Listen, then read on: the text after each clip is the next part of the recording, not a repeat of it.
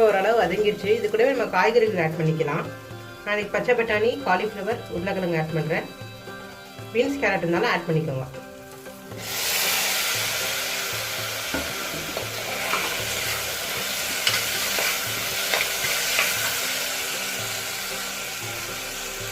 இப்போ கொஞ்சமாக மஞ்சள்தூள், மிளகாத்தூள் கொஞ்சம், உப்பு தேவையான அளவு. இது கூடவே 2 ஸ்பூன் பாசிப்பருப்பு,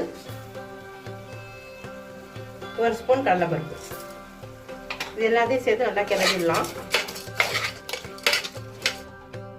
இப்போ நான் 2 கப் ரவை எடுத்து வச்சிருக்கேன். இதுக்கு 4 கப்ஸ் வாட்டர் ஆட் பண்ணிக்கலாம்.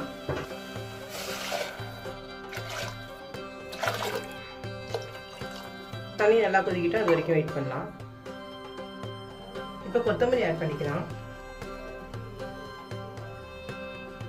இப்போ ரவை ஆட் பண்ணிக்கலாம். நல்லா கொதிக்க